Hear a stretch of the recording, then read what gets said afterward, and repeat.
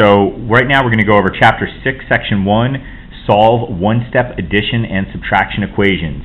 Now before we get too far, there's a couple of vocabulary words that we have to make sure that we know. First up is equation. And an equation is basically a sentence stating two quantities are equal. So think of it like a math sentence that has an equal sign. The stuff on the left of the equal sign equals all the stuff on the right on the equal sign. Here's some examples.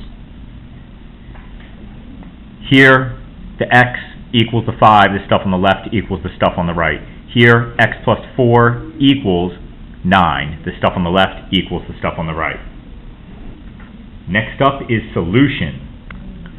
The solution is the value for the variable that makes the equation true. It's the one number that you can substitute in for the variable, and remember the variable is the letter that takes the place of a number in an equation, and it's the one thing that you can substitute in for that variable that's going to make that sentence true. Let's take a look at an example.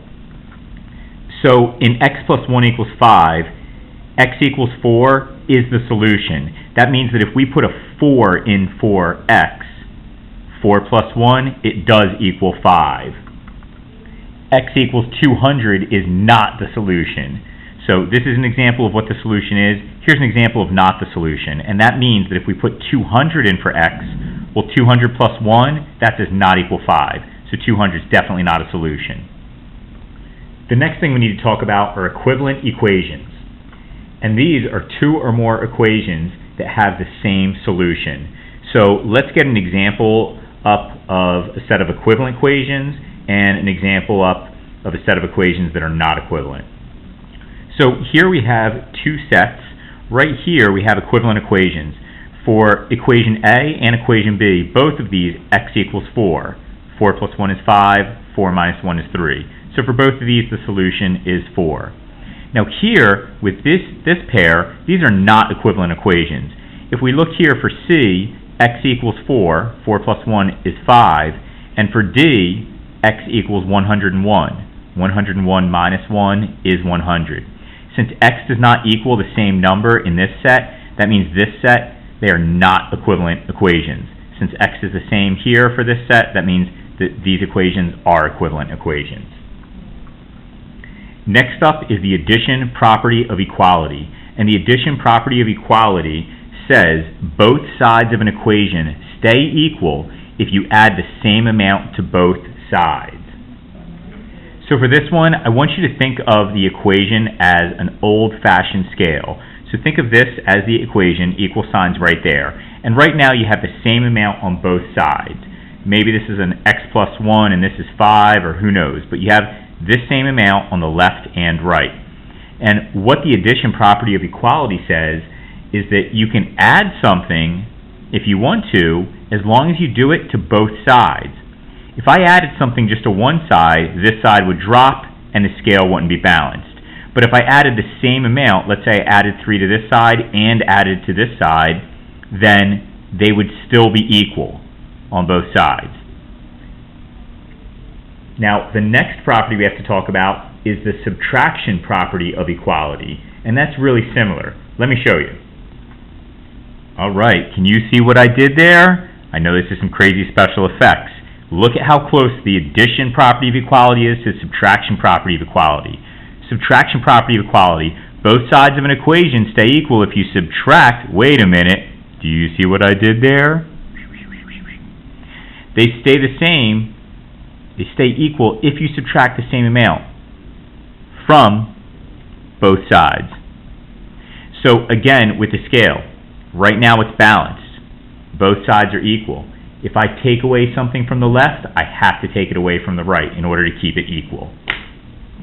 Okay, so in order to solve these, you have to remember you keep these things in mind. 1, what you want is the solution. Okay, your ultimate goal is to find out what the variable equals. 2, in order to get that answer, what you really need to do is isolate the variable.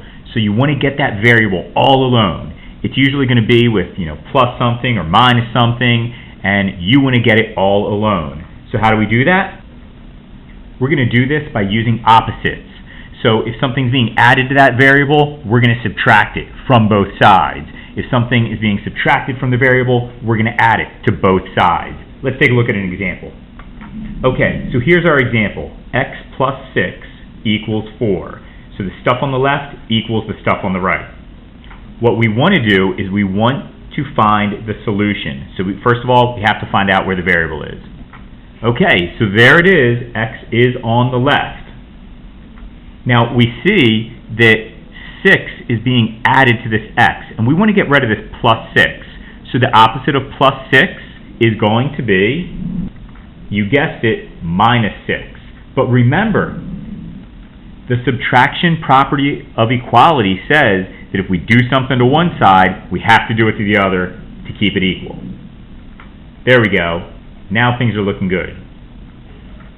Now, the plus 6 and minus 6, that's additive inverse, and they cancel each other out because they equal 0. That's going to leave us with only x on the left-hand side. Don't forget to put your equal sign. And on the right-hand side, I have 4 minus 6. And 4 minus 6 is going to be negative 2. Now another thing I want you to notice with my work for this problem, and I want your work to be the same way too. Notice that the minus 6 is directly underneath that plus 6. Notice this minus 6 is to the right. Notice the equal sign is lined up. And also notice I didn't say negative 6, I said minus 6. Opposite of adding is subtracting. Opposite of plus is minus.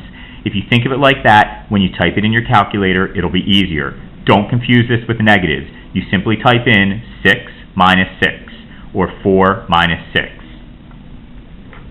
Okay, here's 2 more examples. What I want you to do is pause the video, write these down, try to solve them, and then I'm going to go ahead and show you how to work it out. Or you can just keep watching and I'll show you anyway.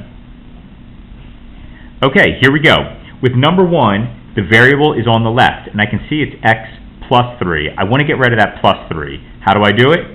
You're right, with a minus 3. And remember, what I do to one side, I have to do to the other. The plus 3 minus 3 cancel, leaving x on this side, and on this side I have 7 minus 3. 7 minus 3 is going to be 4. Now let's take a look at this one. Ooh, decimals, no big deal. Here I have q minus 9.4. The opposite of subtracting 9.4? You got it, adding 9.4. Now on the left hand side, these cancel, leaving q. On the right hand side, I have negative 3.6 plus 9.4. And when I solve this and work it out, it becomes 5.8. And that is solving one step